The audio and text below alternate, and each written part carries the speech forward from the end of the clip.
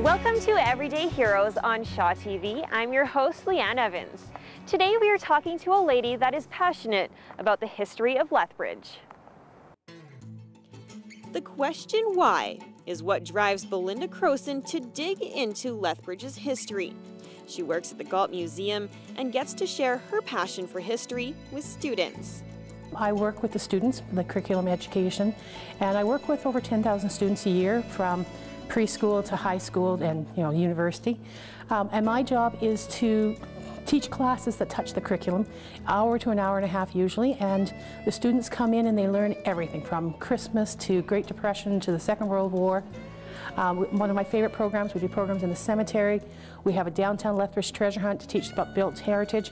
My day is never the same, and the kids come in with energy and I get to show them that. Belinda also is the president of the Historical Society of Alberta, and over the years she has written 3 books on Lethbridge's history. This was the first. I was working on a tour on the cemeteries and started realizing I want to know a lot more, so it devolved into a book on the cemeteries of Lethbridge, St. Patrick's and Mountain View. It's called Vice, Virtue and Lust, and these are actually names of people buried in the cemetery. Vice and Virtue were lawyers in Lethbridge, and Lust, well, Lust would be a German name, was a farmer from Southern Alberta. So this was my first, and it was took me about 5 years to write, and all about people buried in the cemetery. Hopefully people will take this, go out, learn about themselves.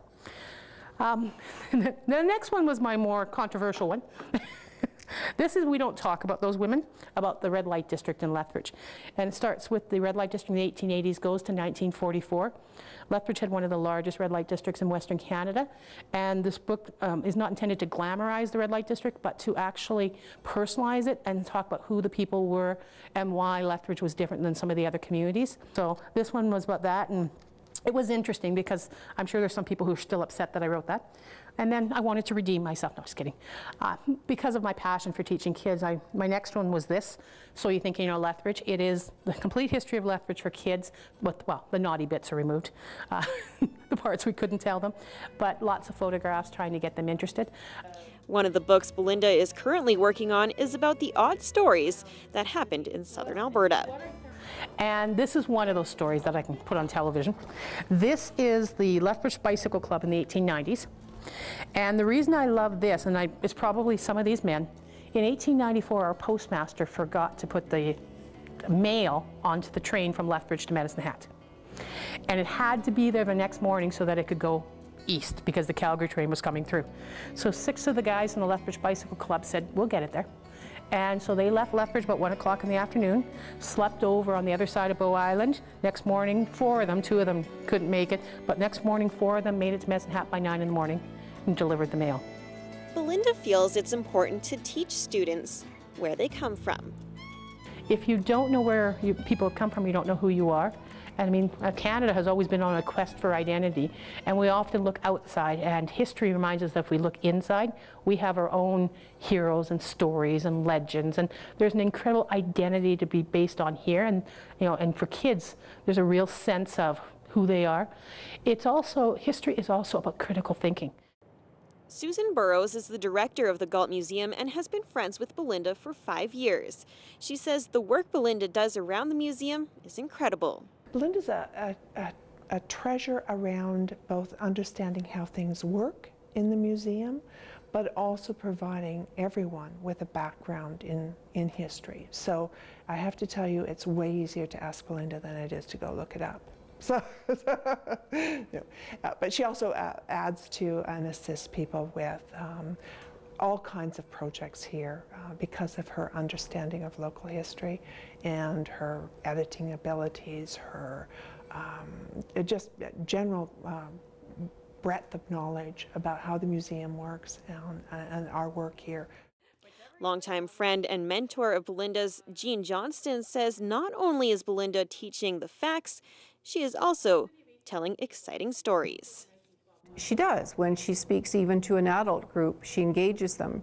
She tells them little quirky things that get their attention. It's not like a drone that I would be droning on about facts and figures and all that sort of thing. She makes history come alive and makes it interesting.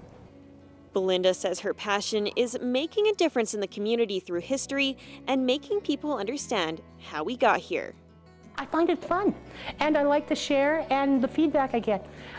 One of my greatest challenges, there's two things that challenge me. People who tell me it can't be done, and people who tell me they don't like history. Because usually when people don't like history, they have been taught bad history. They haven't actually enjoyed history. And so I want people to have as much fun as I do, and I want people to understand the world so that they can make it better. And history is one of the ways you have to understand, because you'll never know how you should move ahead. Belinda encourages everyone to ask themselves the question why. You can answer that question in so many ways. Science answers that question, art answers that question, social answers that question, history answers that question. Find what passionately answers that question for you and go and do it. And be aware that you can actually make a living from the hobbies and the joys that you love to do. Thank you for watching this edition of Everyday Heroes. Stay tuned, and after the break, we will be talking to two girls that are taking a stand against triclosan.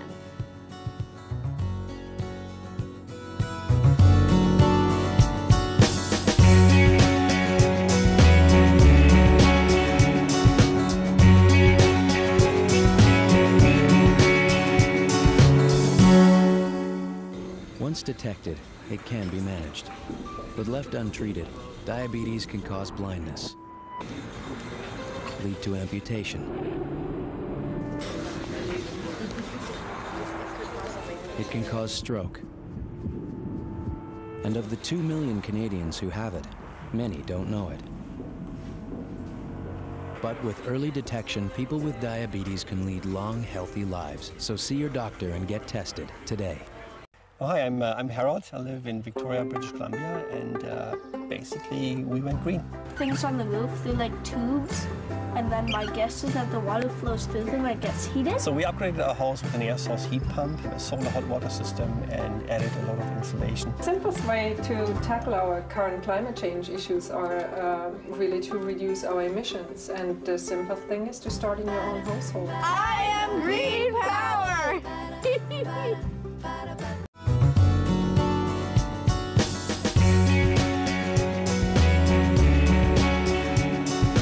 Welcome back to Everyday Heroes. Now we are talking to two Medicine Hat High School graduates that dedicated their high school life to their love for science. Thanks. Rachel Brown and Katie Vandersloot aren't only best friends. They have been science fair partners since grade 7. In their school years, the duo has gone to 4 national and 1 international science fairs. When the girls first started their projects together, they only made it to the 2nd round of judging in the regional science fair. After that, their goal was to make it to nationals. But working hard and having that goal in mind, come grade 8, since then it kind of fueled the fire being able to represent Medicine Hat in Ottawa. And then that was the first year that we went and we placed gold. So having those experiences, we couldn't get enough and we always wanted to come back. The major project the girls worked on stemmed from the overuse of antibiotics and focused on the chemical triclosan. We started our project back in 2009 when the swine flu epidemic was very prevalent and everyone was really scared, I guess, about it. And we noticed that hand sanitizers were popping up everywhere, like in our schools, in our churches, in the swimming pools. Every public facility had these hand sanitizers and these antibacterial soaps. And we thought, I don't know, it didn't really gel with us, and we started to question it, so we started researching, and we found that, the chemical in these products is triclosan. As we got older, coming to the senior level in grade 11 and grade 12, we stuck with the same project. And being able to actually have the techniques down in the lab to do the methods and the procedures that were involved in this project, we started the actual looking at the chemical itself, triclosan, in 2010. So from there, we decided that we would focus on triclosan and see if bacteria really are affected positively by the chemical or if it has any effect at all. findings, our observations, is that if a family consciously makes the decision not to use antibiotics because of the fear of, I guess, resistance and superbugs, if they're being exposed to this triclosan, which is in such a wide variety of items on the market today, every day, their bacteria has the potential to be gaining cross-resistance with antibiotics purely through this exposure to triclosan. So that's the scare, is basically these antibacterial products are doing more harm than good. In 2011, they traveled to Toronto for the Canada-wide Science Fair and shared their project. Katie and Rachel won the UNESCO Peace and Development Award for a Better Tomorrow and Sustainable Today. They traveled to Slovakia as part of Team Canada and represented UNESCO. That, along with the international experience, really did not only open our eyes to more possibilities and potential with our project, but also it really inspired us because we were recognized by an organization like UNESCO. So we really thought that, you know, we can make a difference. It doesn't have to be you don't have to wait until you're older, you're an adult to make a difference. And so no matter how measurably big that difference is either, right? And so when we got home, we started a petition that we sent up with LeVar Payne to House of Commons, and it was presented and it was certified and then presented back in March. I believe it was March 2026. And so it was a long and really fun process for us. We went into the community and we distributed our petitions to local businesses and cafes and restaurants, and we had an outstanding amount of support from Medicine Hat. Like, I think it's made an impact definitely locally, and like with everyone that we've shared it with, we've had a really good response, and like we've done lots of I guess presentations about our research, and that's helped a lot, I think, in spreading the word. And you know, it's a small step, but we'll give out pamphlets to everyone, right? That tells a little bit about, and then we encourage them to share the information and the research with their families, and you know, to maybe cut back the antibacterial products they use, and you know, look for other alternatives.